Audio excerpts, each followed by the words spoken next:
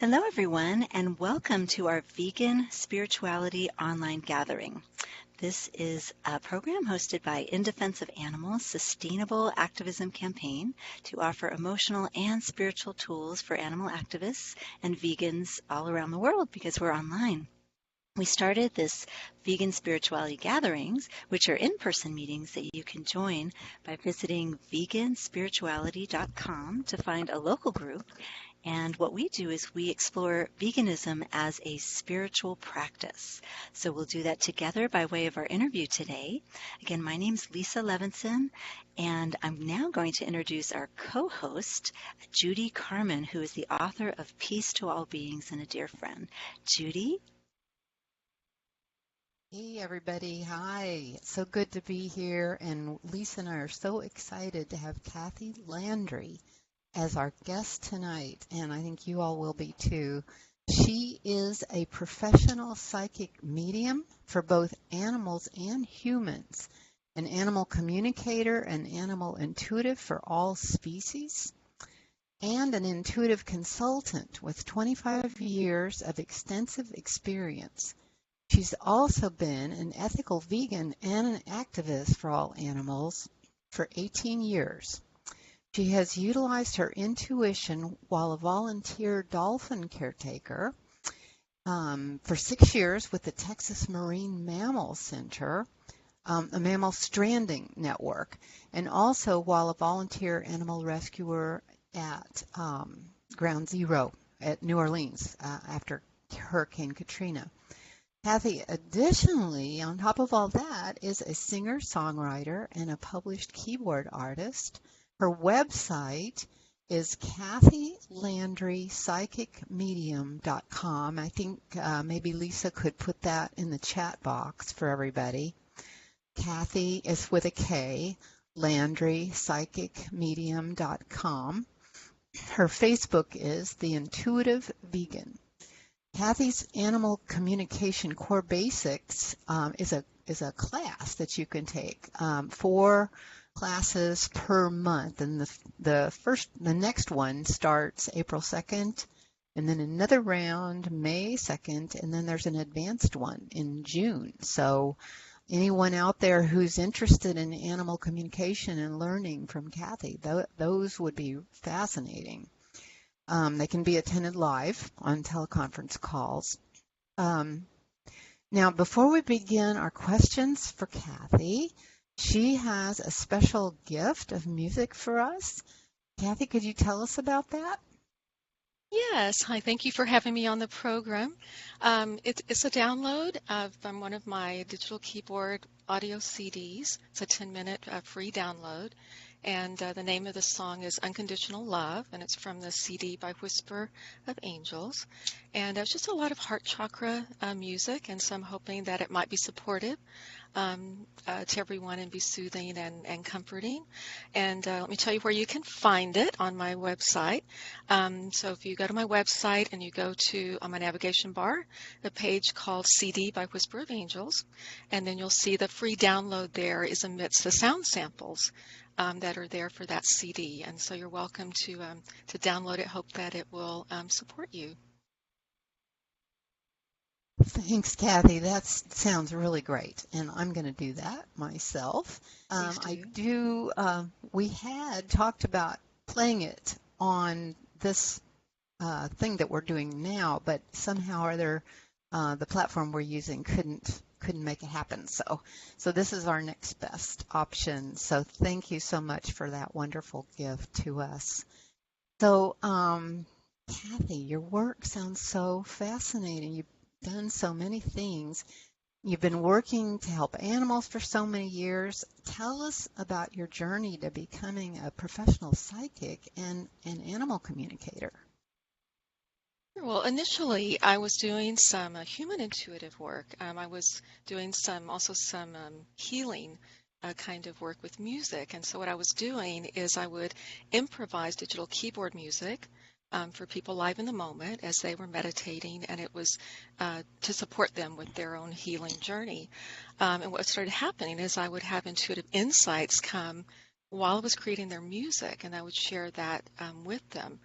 And then what happened about a year and a half after that, my beloved cat transitioned in a way that was, he was about 16 years old, but in a way that was very traumatic for me, and I went into a very deep state of grief.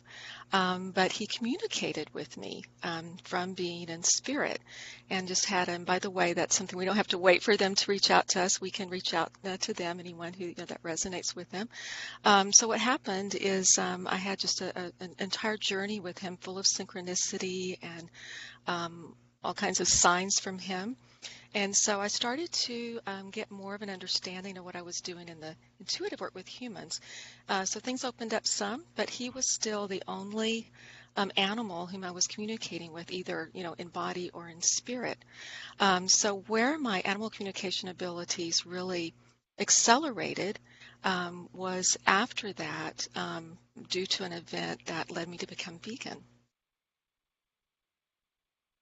Well, tell us about that. Sure. Well, what happened, it was about 3 days before, now this was, about 20 years ago or so, and it was about 3 days before Thanksgiving, and I was preparing to cook a pre-Thanksgiving dinner at my house. My dad was coming into town. I just actually released that first CD by Whisper of Angels that I mentioned, and so we were celebrating. And I was preparing to cook, what I referred to at the time as a pork roast, and I was holding this part of this animal over the sink preparing to cook, and I was thinking about really a million other things other than that this had once been a living, feeling, breathing being. I was thinking about what else I was going to cook, what I needed to do before my dad got there, what I was going to do in my life the next week, the next month, the next year, you name it. That's what I was thinking about. And as I was holding this part of this pig's body, I had my first psychic empath experience. And what happened just suddenly without warning, it was like a wave washing over me. It was actually a bit intense. And I saw, clairvoyantly, a video. It was kind of a hazy video, but I was intuitive enough, at that point that I got the sense of it. And it was a sense of some kind of really repetitive, just horrific violence that had been, perpetrated onto this pig, both in her life. I felt she was a female, both in her life and in her transition, in her death. And at the same time that I saw this kind of video, I also felt a degree of her pain and suffering and just terror just washed through my body. My legs were instantly weak. I could no longer, maintain my grasp on her body, and I just involuntarily dropped it in the sink, dropped her in the sink, her body. And then I slumped to the kitchen floor because my legs were very, very weak. And as I was there slumped on that floor, in that moment, I became, we know there's really no almost vegan, but I'm going to explain that in a moment. But what happened in that moment is I realized that I never wanted to be the cause of another animal to suffer in that way. And I remember the exact words I said to myself. I said, I don't care if it's impossible for me to be vegan, because I was concerned because I had some health concerns and heard about veganism. I thought it would be a big research project to see if I could even do it. And I remember saying in that moment of compassion, saying to myself, I don't care if it's impossible, I'm going to make it work for my body. End of story. End of discussion, period. I actually said those words to myself, having no idea that my health would just improve. But I said that to myself. And then at this few seconds after that, I got one of the first intuitive messages that I'd gotten for myself. And what I heard was, if you want to be on the path that you say you want to be on, you can no longer eat your animal friends. Because I had asked, when I sent off the original to my CD, I had asked my guides, my helpers, to always help me be the most compassionate human that I could be. So that's what I got, was this psychic empath experience. And what happened in that moment on the floor, I stopped eating all animals except fish. I'm going to get there in just a moment. I stopped dairy. I stopped wearing leather. I started using cruelty-free products as much as I could. I gave the pig's body a decent burial. My dad got there. We ate other foods that I had. No one transitioned from lack of protein. And 2 days later, I went to a sibling's house for Thanksgiving, and there was the turkey's body on the table and the products normally made from animals. And I took some food. There was food there, and I just remember sitting in a glow, feeling absolutely soulfully connected, and that I was doing the absolute right path for myself. The thing about fish, I did continue eating fish for about 1.5 years, which is really a point of sadness for me, that I felt what had happened to this pig, but I didn't feel what had happened to these fish as I was, eating them for another 1.5 years. But I think it's really a testament to the programming and how deep that is for us. I think we maybe tend to feel that fish they look so different from us, so it's easy to feel that they are different. But of course, we know that they want to live just as much as we do and experience, pain and fear. But what happened about 1.5 years after that is I was sitting on a parking lot about to go into a Subway and get something made out of fish, and at that point made a choice to become fully vegan. So I've now been fully vegan for about 18 years. And what happened, as soon as I made that choice out of compassion, became fully vegan, within days and a couple of weeks is when animals started to communicate with me, even through words, through the English language. And I started having just profound experiences with them, both animals who were in body and animals who were living in spirit as well. That is just amazing. So, so you weren't communicating with farm animals before No. the pork roast Right. event. Yeah. So then this opened that up for you.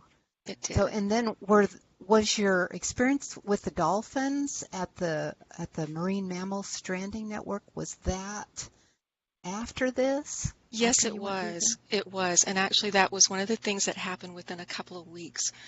There was a dolphin named Emma who I had worked with, but some dolphins I'd spent hundreds of hours, or maybe not hundreds, but, many, many hours with. And Emma, I'd only had about 2 shifts with her. So there were many other people there that she was very bonded with. She really didn't know me that much. I was out of town, and I had a girlfriend who was also volunteering call me and ask if when I got into town if I would come and see if I could help Emma. I wasn't doing animal communication yet, but she knew I did some kind of intuitive work. So she said, I just have a feeling you could help her because, the issue with the dolphins is they become very depressed when they're in captivity. And so they can't release them back to the wild if they're not eating on their own. So Emma had stopped swimming around the entire pool and was just staying in the center. And then she also wasn't eating on her own. They were having to tube feed her. So I went to visit Emma. And I walked in. I really had no idea what I was going to do, but I just walked in and I closed my eyes. And I wasn't even doing communication yet as far as, if you eat on your own, you can get well, hopefully, and you can go back to your family in the ocean. I was just really feeling to her my love. There's a technique I use. I'm going to share it in a bit later.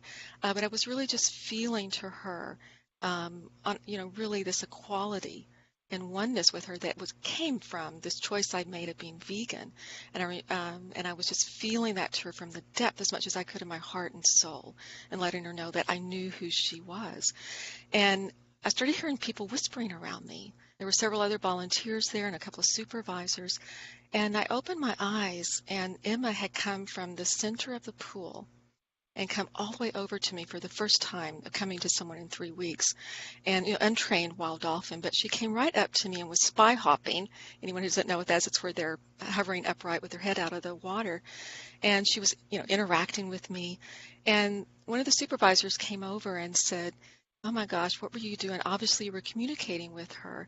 And how many months of a class would it take you to teach us how to do that? Think how much more we could help these dolphins. And I'm thinking to myself, I didn't have any techniques yet. And I thought, I knew what it was. I knew it was because I had become vegan. And unfortunately, that supervisor took a job somewhere else the next week, and the next supervisor, wonderful organization, but it wasn't quite open to, animal communication, so that didn't happen. But wanted to share that animals really know, all species of animals, they knew. I knew that it was because this was a vibrational communication, which is a form of animal communication. But all animals know where not only their species stand with us, but where all species stand with us. There was another dolphin that I worked with who was having severe seizures, and about every minute or 2 minutes. Well, they weren't severe yet, but they were seizures. And when I was walking her, that's where you support them in the water. They float, but you support them and walk them around and around the pool.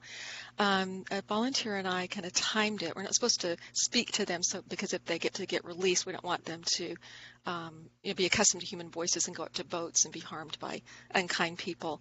But so what I did is I had this melody come, and I sang to her silently this melody that I heard. And we timed it that when I was doing this silent singing that she obviously heard, that she would go 2 minutes in between seizures. So another form of, of animal communication there. Wow, that's just amazing. So were you able to teach the staff there any animal communication? No, it actually wasn't, because that supervisor left that job the next week. She didn't know at the time she was going to do that, and the next supervisor, a wonderful person, but wasn't really open to the animal communication, so it didn't really happen. I talked to a couple of people there that I worked with about that I'd become vegan, and what that was and kind of what I was doing, a little technique, very simple, that I was doing. But it's definitely something that, and what I want to say real quickly is that, if you're vegan, your animal communication abilities, it's something that everyone has, but they're accelerated if you're vegan. And a lot of times people talk about, well, maybe that's because if we're not eating animals, we aren't carrying the fear and the pain that they experienced in our bodies, so we're more able to be more clear intuitively. That is true, but there's something else that I feel it's very profound too, and that is that, I believe that at the core of our souls, all of us are nonviolent, non-harm, compassionate, and in these lives, the more that we can align ourselves with that true essence that we are, that's where our natural innate abilities, like animal communication, can just come to the top and blossom. So that's one thing that happens when you're vegan. Wow, that's pretty exciting news for all of us. So tell us how your skills helped in New Orleans after Hurricane Katrina. Sure. What were some of the things you were doing there? Yeah, and just to clarify, I wasn't actually working either, paid or as a volunteer, specifically as an animal communicator to the knowledge of the organizations I was being a volunteer on behalf of. So this is something I used when I was actually rescuing. When I got there, I said, put me on the front lines, put me in the ground zeros. I really just wanted to rescue animals with these hands and these feet. Which of course was absolutely necessary. But I did use my abilities, and one time was actually spontaneous, and this is something that can happen as well. Once you open up your abilities and activate them, really, that's all it takes. And I was in one of the ground zeros, and if you hadn't been there, it's hard to kind of image. It would look like a nuclear bomb hit, and there's just piles of debris everywhere, roofs laying everywhere. And in any one, block there, city block there, neighborhood block, there were probably hundreds of places literally that a dog could have puppies under. I got there one day and I saw a dog who was lactating, obviously that there were puppies, but she wasn't pregnant anymore. So we were really trying to rescue the puppies. There were some very horrible things happening of unkind people who were going in and not rescuing animals but taking them, so we were really trying to get all the puppies and rescued. So of course a lot of the animals went temporarily feral after the hurricane. This was actually 5 months after Katrina when I was there, but there were still thousands of animals walking the streets and eating. This dog had become temporarily feral and was, of course, barking at us, trying to evade us from knowing where her puppies were. So she was no help at all. And I was standing there looking around thinking, oh, my gosh, would you know where they are? And I just literally did this. I turned around and I pointed and I said to my rescue partner, they're over there. They're under that house right there. And he said, how do you know? And I said, I don't know. I just think that's where they are. So we went over there, and sure enough, on one side there was a opening, on the side of the house, the bottom, and you could see dog tracks that a dog had been going under the house through this little opening. And the puppies ended up being only 3 days old, so there was no whimpering yet. But when we put our ears down, we could just hear some gentle, very soft cooing. The puppies were under there, so we ended up rescuing the mom, who ended up, working with us, and we rescued her, and we rescued the 10 puppies, and actually ended up adopting her after her puppies were weaned and everything. I adopted her, so that was a really beautiful thing. But I used that with her. And then there was a cat who was also in the same ground zero area. And it took me about 3 days to rescue her, because I would set the trap and I would go, we weren't supposed to go far from the trap. So again, so unkind people wouldn't come, or packs of dogs come and harm the cat who might be in the trap. But you would park just, a house or two away where you could see, but you would be very quiet. And so I would set the trap, and after, a period of time, would go and look and see. And I got there and we'd seen this cat. I was trying to rescue her. And she had somehow managed to trip the trap, so the trap was closed, but she was outside of it, laying just in a sphinx position, like watching me. And so the next night, she did something. The trap was open. She hadn't tripped it, but she was just still laying next to it, not going in. That was my last night for that trip in New Orleans. I had to leave the next day. And there were so many animals. Even if I had reported to other rescuers, there were list and list of animals. So I sat in my car. I set the trap one more time, and I sat in my car, and I just messaged to her in my mind, and as much as I could from my heart, and said, look, this is my last night. And they were also bulldozing that morning. They were bulldozing her street there, right where she was hanging out, in these piles of debris where we'd seen her coming and going. And I'd convinced the bulldozer people to stop, but they said, we're going to start again tomorrow. So I told her, the bulldozer, this is my last night here. I don't know if anyone else will get to you to rescue you again. This is your last chance.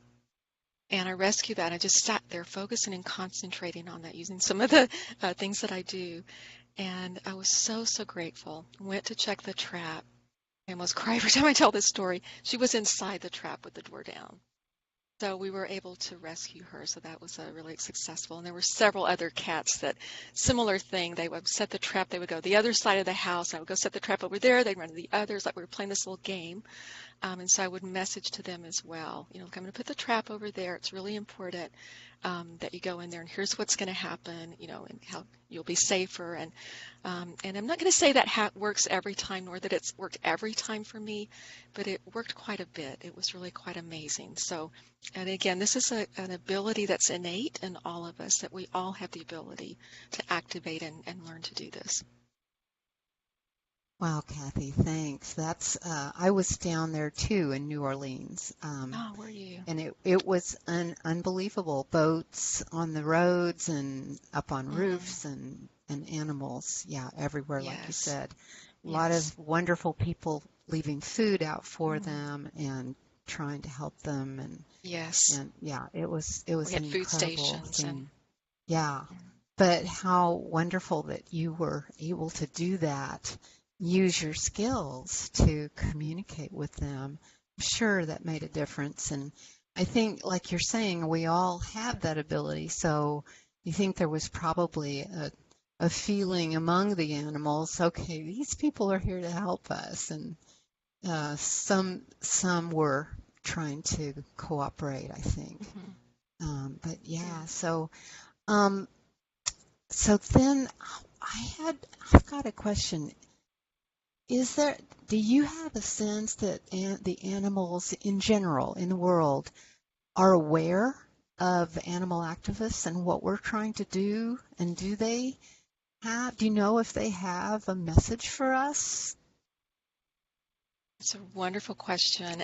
They are aware of us, and I do have some messages for everyone from them. One that the animals suggest is just for you to know that they are aware. They're aware also of the pain and the sorrow that we feel about their suffering, and they're aware of every action that we take, no matter what that is, no matter what our part to play is in that. What they want you to know is not to underestimate the power of your love. It's so easy to feel inconsequential, especially when we're doing a lot of activism and, in face of some of these exploitive industries and the power that they seem to have, third dimensionally. But the power of our love is very profound. The love and any kind of way that each of us, in your own creative way, that you feel the intention, like I did with Emma the dolphin, that you feel the intention of your love to them, and just feel to them this embracing energy of your love and your support. Visualize it. Whatever pops in for you will be very profound. The animals do get that, and even if that animal is, let's say, unconscious or in a coma, or the soul of the animal gets that as well. So they want you to know that that's very profound. And we don't, when we're working with animals who are in factory farms and slaughterhouses, we don't get to see the results, like what I got to see in New Orleans or at the, with the dolphin. We don't get to see that. So there's an element of faith here, but they want you to know that they do know the efforts that are being made. Animals are very intuitive, very psychic. They actually haven't walked away from that the way our species has, overall. So they're very, very intuitive and very psychic. They also want you to know or suggest to be like them, to be like the animals whom you respect and admire so much. And what they mean by that is, let's take, for example, dolphins. Dolphins are like all animals, and by the way, I just want to insert here that I found no difference in any species of animal at all in their ability to communicate, even insects. All animals of all species can communicate just as profoundly as any of the others. But I want you to know, for example, dolphins, let's say everyone probably knows what's going on in the cove. In Japan, the dolphins are hunted, and there's just horrific suffering that's perpetrated onto them. There are dolphins other places, maybe even several miles from there out in the ocean, who are jumping for joy and being dolphins, even though they are intuitively aware of what's happening to other members of their species, in the same kind of way that some of us who are intuitive may know what's happening with other members of our human species, or we read the news, that sort of thing. But dolphins are very aware, but yet they still honor being a dolphin. So those dolphins who are free and well are still jumping for joy and being dolphins. And I actually have a message directly I felt I got today from pigs for you all, that so to enjoy being human, to do joyful activities, whatever that would be, like the dolphins jumping up, or pigs, what they told me is, how they love to roll in the mud and the dirt to cool their bodies, and they enjoy that so much. And they're saying that even though sad things are happening with our human species and they care about us, but yet they still honor being a pig. They still do some of those activities for themselves. So they wanted to suggest that everyone strive to be like the animals in that way and to emulate that, because it also, of course, is nourishing for us and helps you feel that, you're being like the animals and feeling connected with them. And, of course, doing some joyful activities is very healing and helps us to cope and to manage. And there's one other message from them they suggest, and that is to relate to them, even these animals who we know are suffering, to relate to them as souls, even though we're very acutely aware of the actual suffering of their third-dimensional physical body, but to also relate to them as souls. And not speaking of, a lot of times we feel like a soul, whether human or animal, is some intrinsic energy that's maybe far away from us, or it's in heaven, or it's at the Rainbow Bridge. And the reality is, in my experience, anyway, and the experience of many other intuitives and psychic mediums, is that the soul of the animal, the energy that continues, is actually right there, just another dimension overlaid over the physical body of the animal. And this is something I share with some of my students to do, even when they're getting ready. They have an animal in their own animal family, for example, who maybe is getting near to transitioning. And you can help that be seamless so that you don't feel a big void when that animal transitions, when their physical body transitions, when they shed that fur coat. You don't have to feel this big void, because while they're still living, when you feed them, when you touch them and love on them, to know that their soul is also there, experiencing and enjoying these activities with you. So that helps you to feel like an integrated thing. So you can do that with any animal anywhere in the world, species of animals, pigs, cows, all of these animals that we are so very concerned about. And so allow yourself to, know that their soul is right there with them. And when you relate to them as a soul, knowing that they continue after their even very, difficult transition, of course, is what I call death, that they do continue. Now, that doesn't negate our activism or the need to change what's actually happening to the animals here in the physical dimension. I'm not one that says just meditate. I feel that that's very helpful, but so is our own hands and feet and advocating and educating others.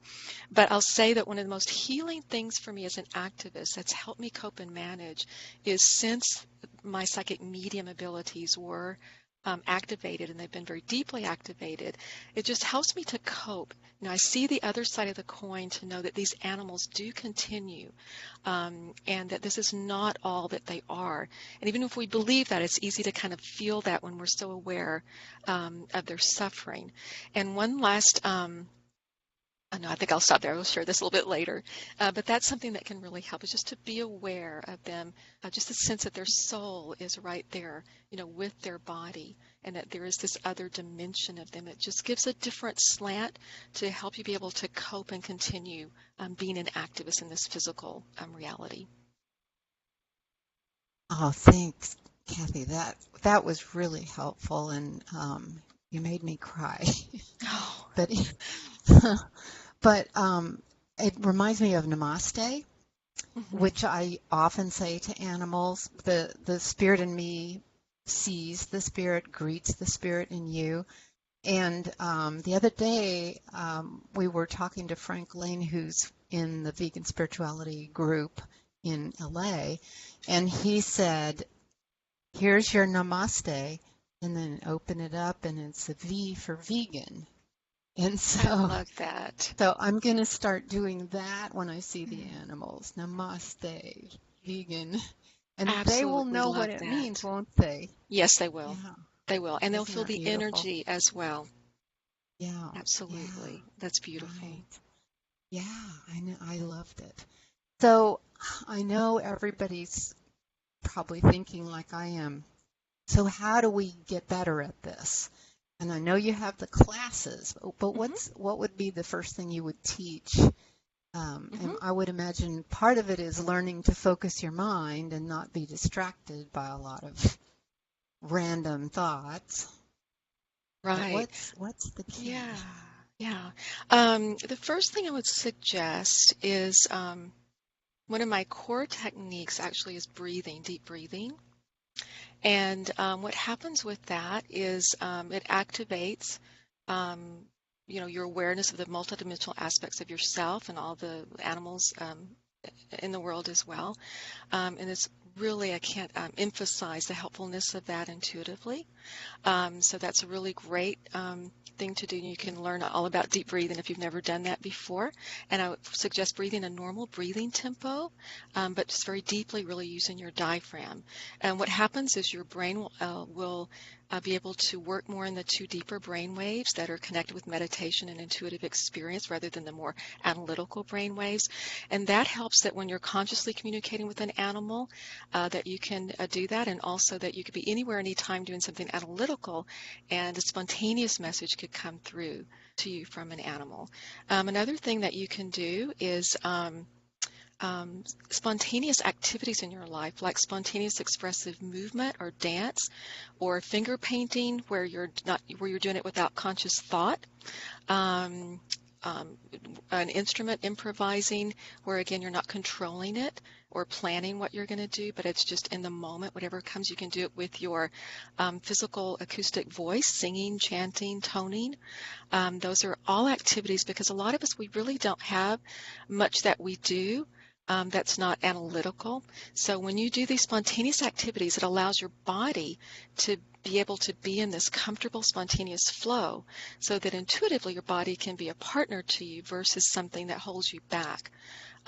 Or delays you a bit. So those activities are really wonderful, can help kind of activate your intuition a bit. Take care with caffeine and alcohol. Not saying that you can't enjoy those in your life, but if you knew you were going to communicate with an animal, I would say maybe have several hours in between caffeine or alcohol. Those substances tend to, sometimes we think caffeine's going to give us an enhanced mental clarity. It actually, it does in some ways, but it emphasizes the analytical aspect of the brain, and that's kind of what you don't want to really accentuate when you're doing intuitive work. So take care with those substances, or see how those might impact you. And I have a couple of techniques if I could share real quickly that could help as well. When you're working with your own animal family, sometimes that's where it can feel, of course, very close to us. And I know everyone on the program enjoys all animals, but when it's an animal in your own family, it can feel a bit close. So our kind of inquiring human minds, we think what we want to intuit about the animal is what's going on with them and why, and then we're going to kind of analyze and figure out how to help them. What can be really helpful to kind of bypass, or what am I going to hear? Maybe I'm going to hear something I don't want to hear, is to ask what will support that animal. Ask the animal, or else ask your guides or helpers, your spiritual sources, what will most support that animal? Because that puts you in this energy of the heart, because you're going, what will support? And you recognize there is support there. It kind of helps you kind of get out of your stuff a bit. And that's what you really want to get anyway, is what will help the animal versus the what and the why. And then animals who, let's say, for example, you're out and about and there's a truckload of cows who are bound for death. How can you help them?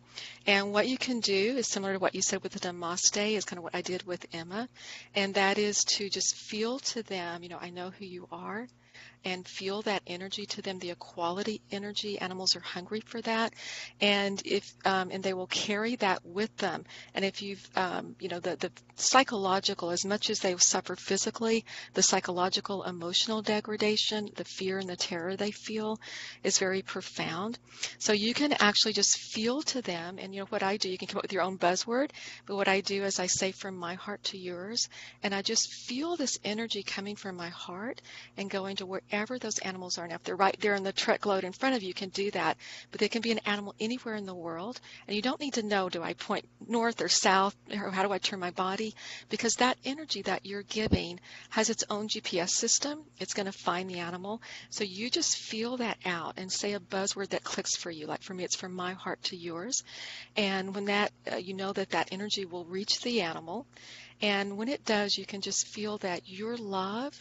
You can also do it with like the love of, say, a spiritual source whom you feel connected with, that embraces that animal.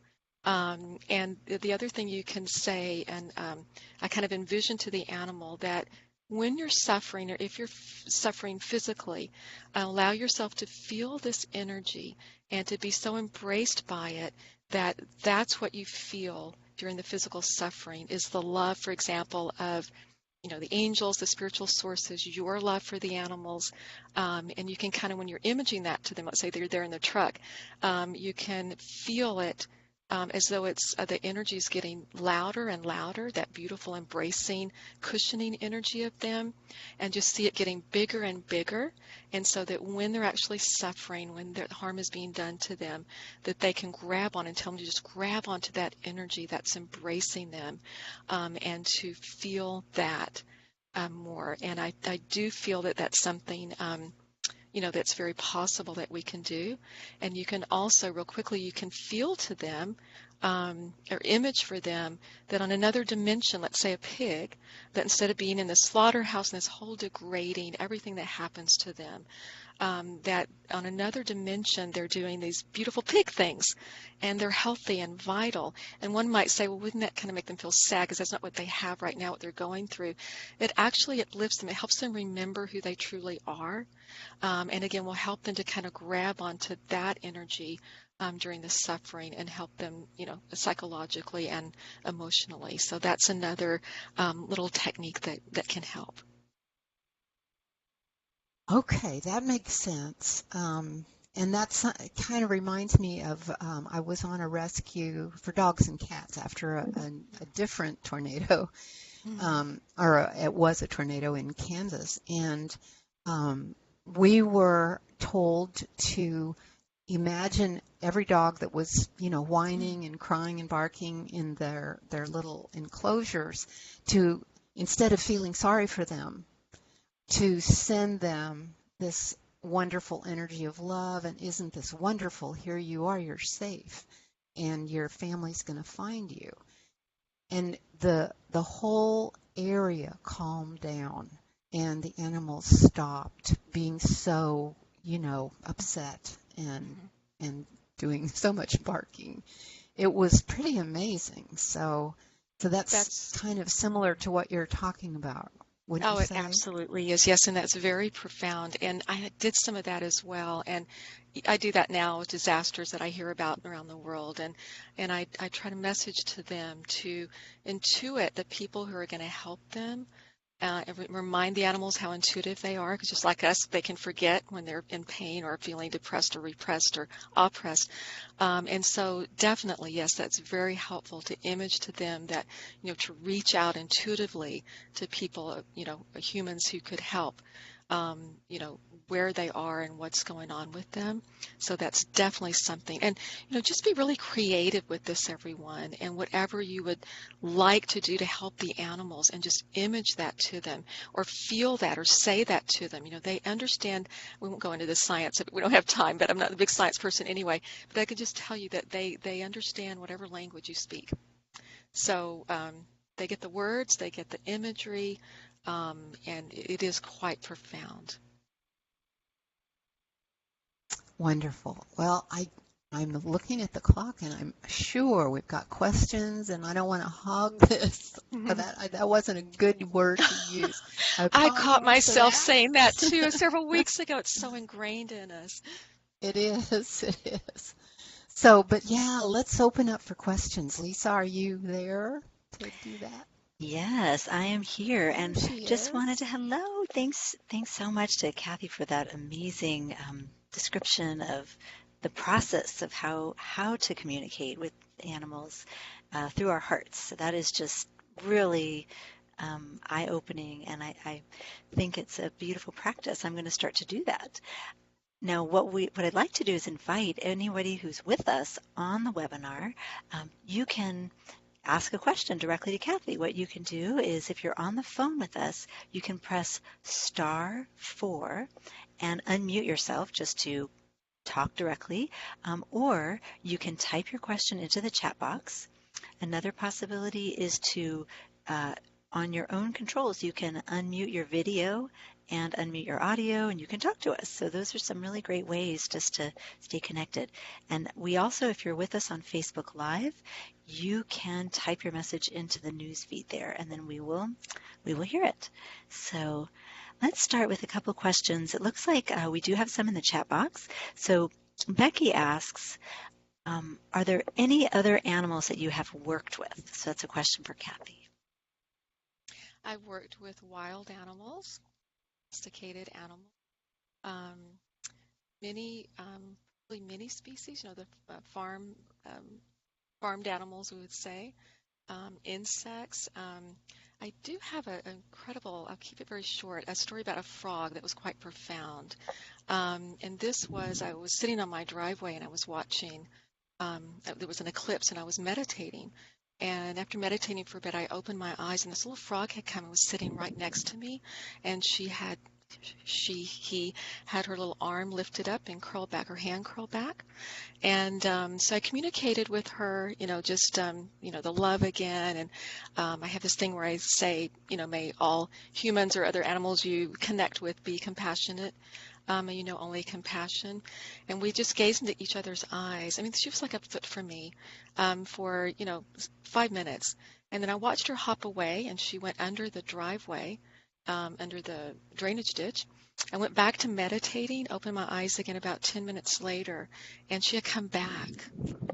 And she was sitting, and with her other arm, had wondered if there was something wrong with her foot, but there wasn't. She had the other foot lifted up and was just studying me again. Because after she had left, I did more of the, only compassion, that kind of thing. And she came back, for more of that. So yes, there's many different species whom I've worked with, either, professionally or in my own, outreach and trying to help animals.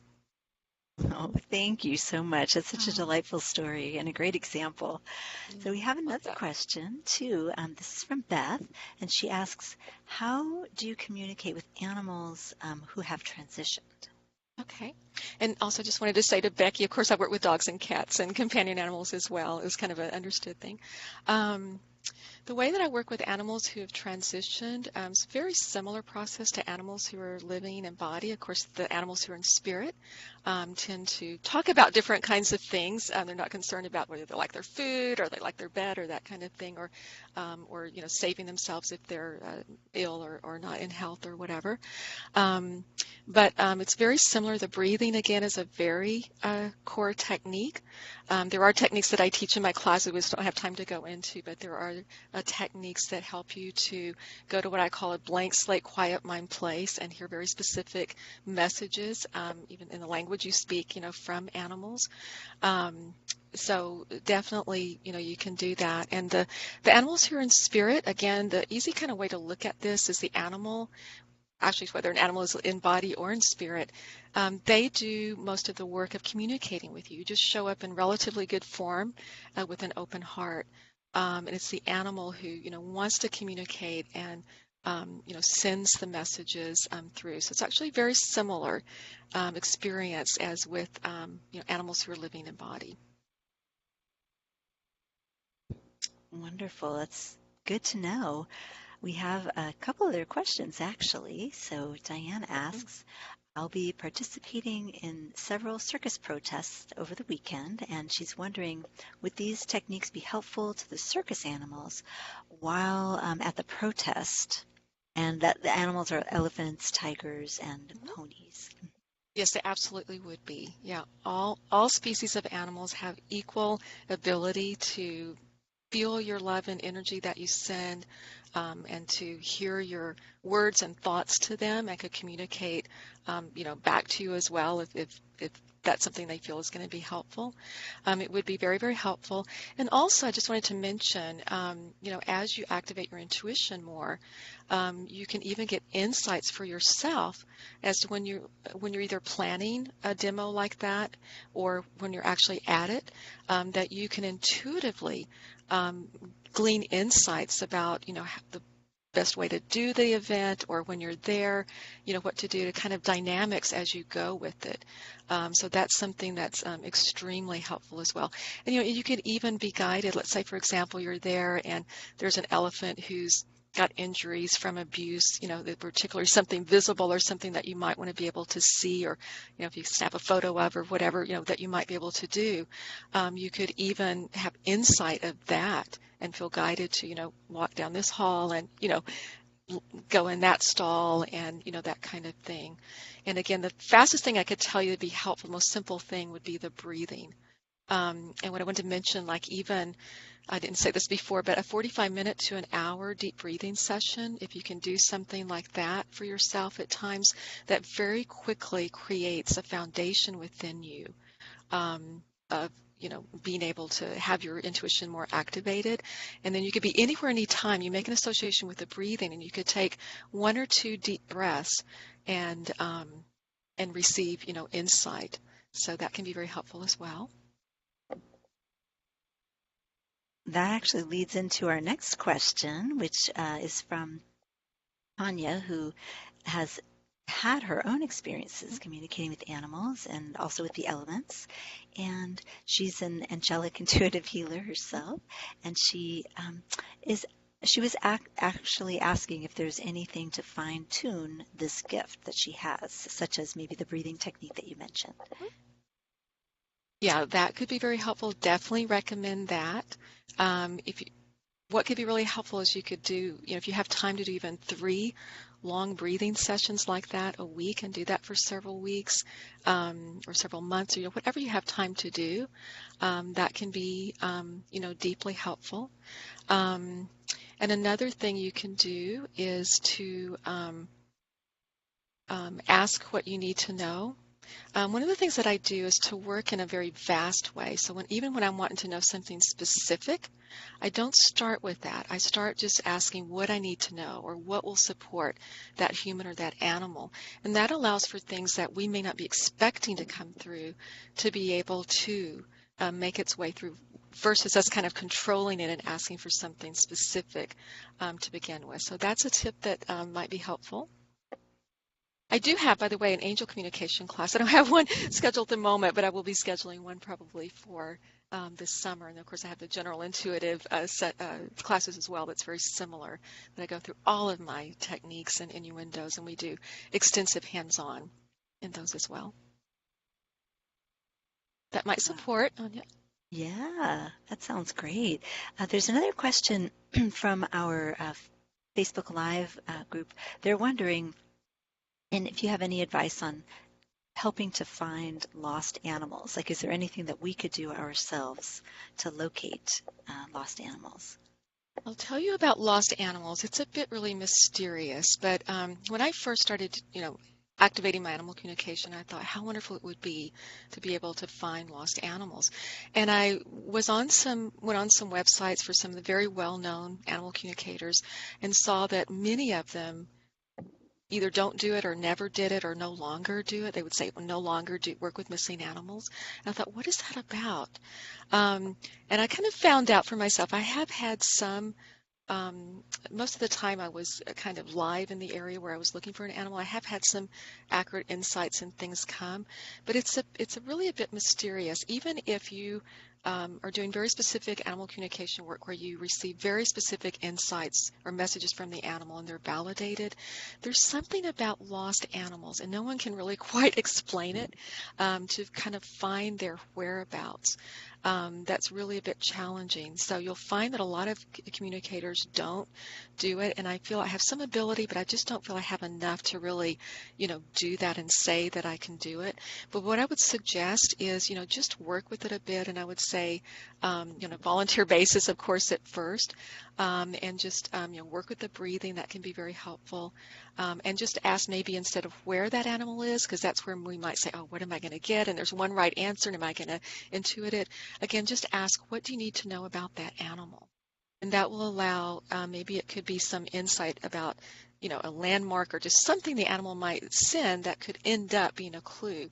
But you're not trying to kind of specifically glean that from an animal where you might kind of psych yourself out, so to speak. So that could be something helpful. And then, of course, share that with, the people who are looking for the animals and see if, you get validation on that. And just overall, some people really have that. So just a very unique, more rare gift, and some have that, and others feel that is not so activated.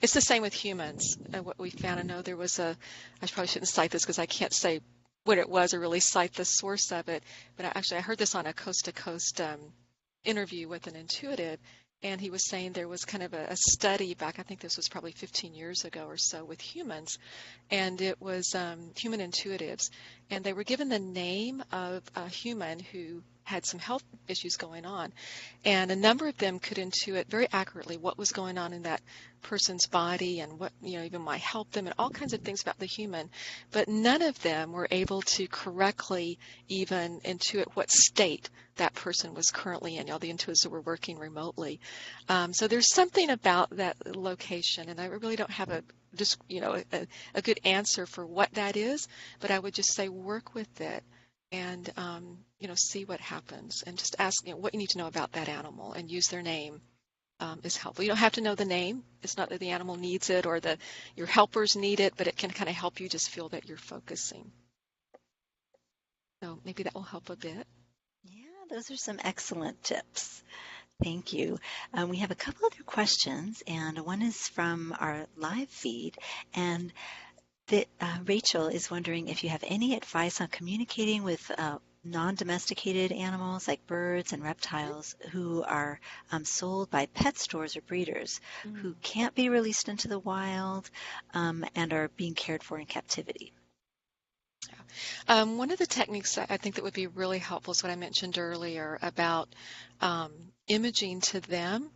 And it can help them to actually, even in their sleep, to have dreams and experiences of themselves on, well, this is my spiritual orientation, that there are other dimensions that many of us experience, other activities and realities. So you can image to them, for example, it's a bird who's living in a cage, that on another dimension just kind of remind them that they are being free as a bird, that they're living that reality. And if you just hold that space through your visualization, it can really support them. And even in their sleep, they can find themselves having, and I get a lot of this, by the way, from animals who are communicating with me, and that's where a lot of this came from, of them telling me that they were, experienced that, like a guardian was doing that with them or whatever. So I've gotten, validations from some of this, and so that's not just me kind of thinking it up as from the animals, but so that's something that can be really helpful and just support them in knowing that there are these other realities of them, and they can actually enjoy that in this dimension. The same way, like our dogs and cats may not be living in a cage, but we keep them where they're safe, either in a house or a yard. And the same thing, when they're sleeping, you see them having all kinds of movement. They're having all kinds of experiences, in their dreams. So when you image to them about being a wild bird or a free bird, it's actually very, very beautiful and bonding, for you with them as well, and very supportive. And of course, everything I mentioned about feeling your love to them and empathy, for them as well. Such great techniques. I am very impressed with these. It's so helpful. We have another couple questions, and one of them is about animal communicators and asking why aren't more of them vegan? That's a really great question and a really very interesting anomaly. And what I feel about that is that, several things. One is that it's just a testament to how profound our programming is. That an animal communicator could communicate with some animals and whom they don't eat, and there'll be other animals, whom they eat. And there's something else that I feel can come into play, and that is, I think most of us on a really deep level, could say a subconscious level, are very aware that of the animal's suffering, and maybe that we really would prefer not to be eating them or whatever. Maybe we haven't taken the time to explore that or explore veganism. So sometimes it can be even a bit of a coping mechanism that for an animal communicator who on some inherent level knows kind of the dichotomy there of eating some animals and other animals they don't, and then they communicate with those. And so it could be, because you hear all kinds of rationalizations sometimes about the animals don't mind. I've heard all kinds of things from animal communicators who are not vegan. It's the animal's karma, the animals don't mind on a soul level, a lot of things about that. And of course, my sense is that, compassion is always our default karma.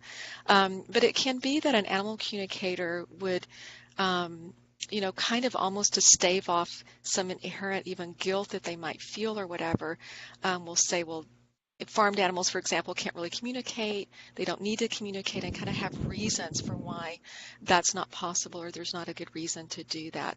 Because on an inherent level, maybe they know if they kind of let themselves communicate with cows and pigs and really feel what's going on, that they would have a real issue there, with themselves. But it is quite a dichotomy. And what I would tell animal communicators is that, of course, there's well-known animal communicators who bring very specific insights from dogs and cats and companion animals. So I can't say you have to be vegan in order to do some good animal communication, even with those animals. But what I would tell them is that you have no idea how even more specific your work would be if you were vegan. Because again, when you align yourself with your true essence, that's where your deepest ability and talents come forward.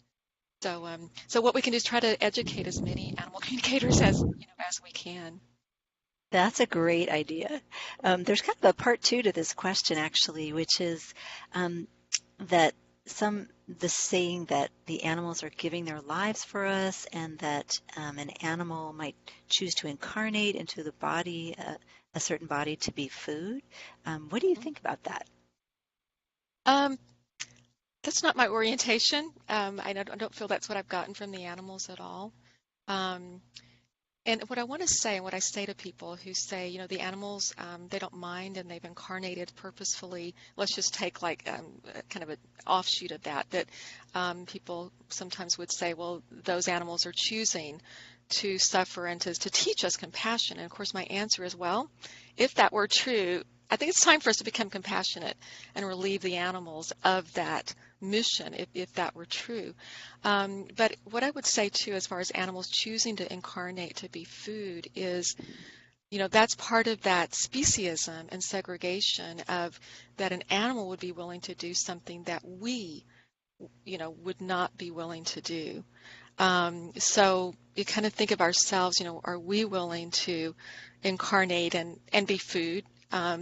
And these billions of animals. So this would mean that billions of animals, not just a human. People say things about humans too, like maybe they were meant to have this certain experience to save other humans, even though they transitioned, or there's agreements or whatever.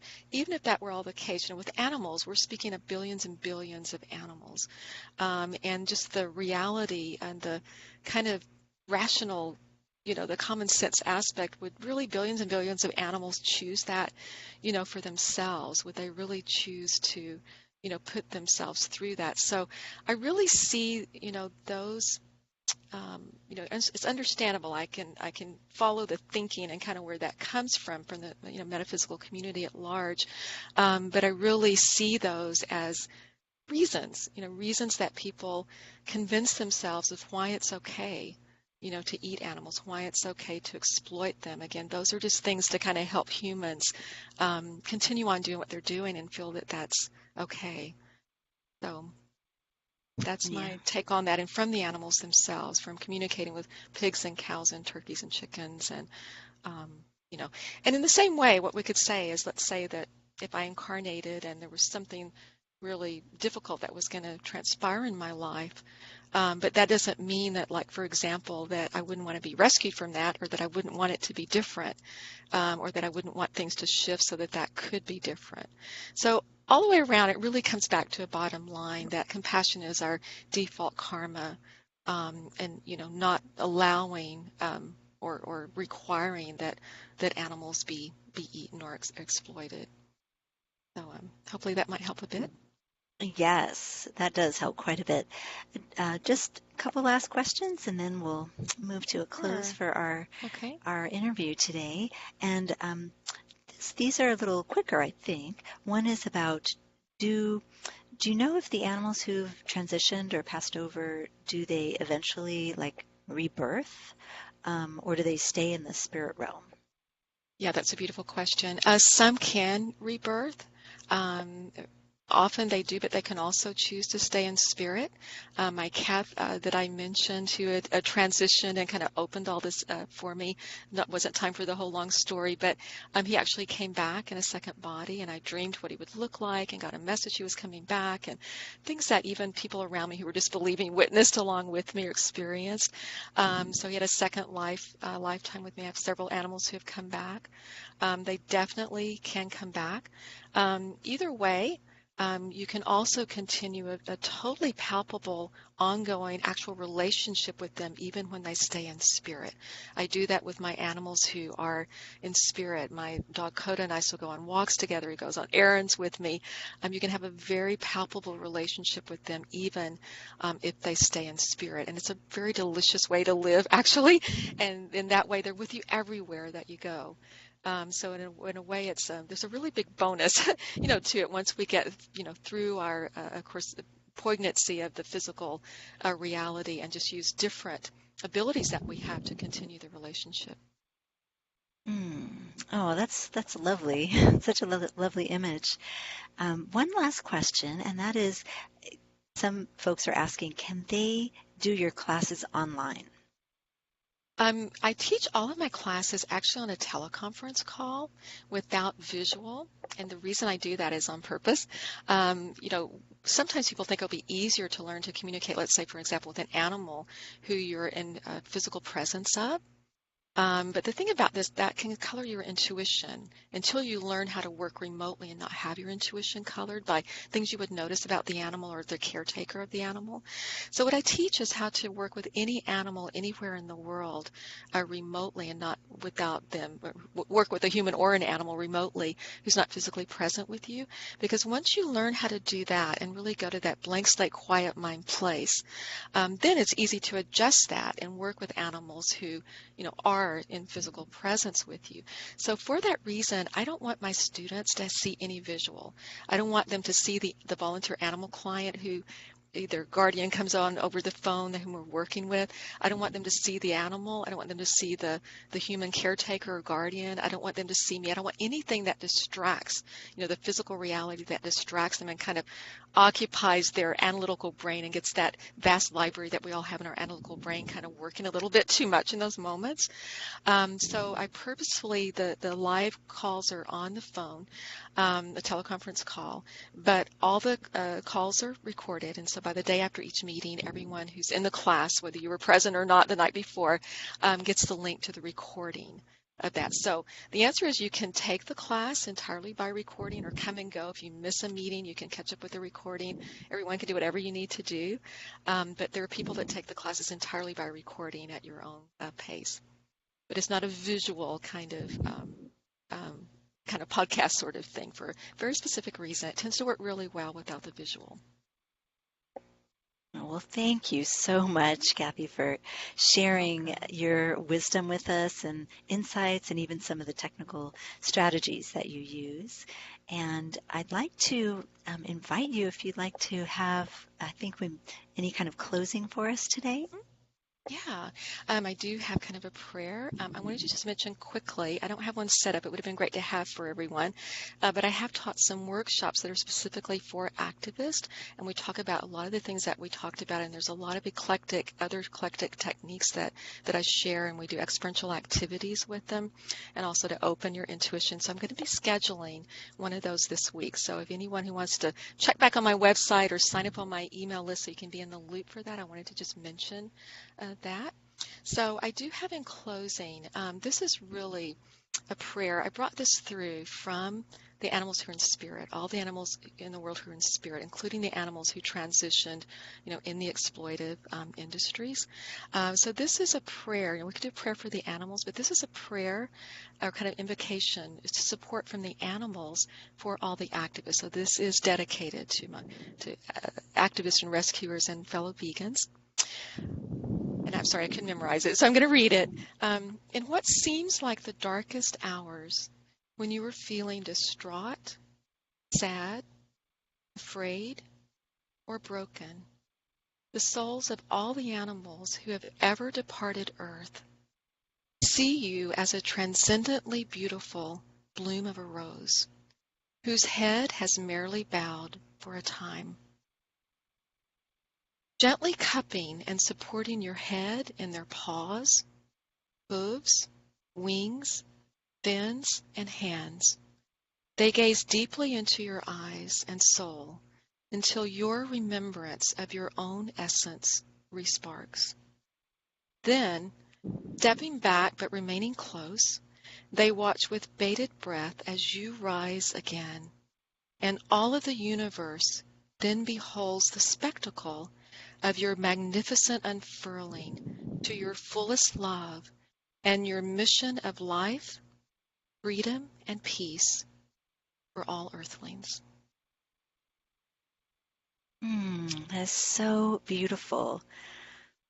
Wow, Kathy, I feel like we've been bathed in your love today during our webinar, and it's been so delightful.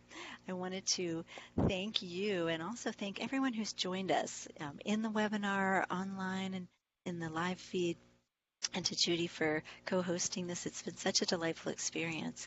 And this is our our gathering, our vegan spirituality gathering together. And we do this every month. So you're welcome to join in. If you've registered, you'll receive a announcement and also a replay for this webinar. But you'll get a notification that we're doing it again the next month and have another opportunity to circle up together. So I wanted to just extend a really hearty thank you to everyone, and I'll be definitely practicing a lot of these tools that we learned tonight, and I really hope that everybody has love blossoming in their hearts from this beautiful experience together. What we can do, if you'd like to, we have a little tradition of just opening your webcams and having being able to say goodnight together. So I'm going to adjust the view. So if you'd like to turn on your webcam, you can do that. Oh, we've got Becky here. Looks like she's got a beautiful animal with Hi, her. Becky. Oh, Yay, look. so Oh, sweet. precious. Yeah, so nice to actually see. So if you'd like to join us and have everybody see each other, then that would be really lovely. If not, that's totally fine. It's an option. And either way, we'll have a wonderful evening, and we hope to see you again next time. So thanks to everyone for joining us. Bye. Thank you. Thank you for having me. Namaste, vegan. Oh. Good night. Good night.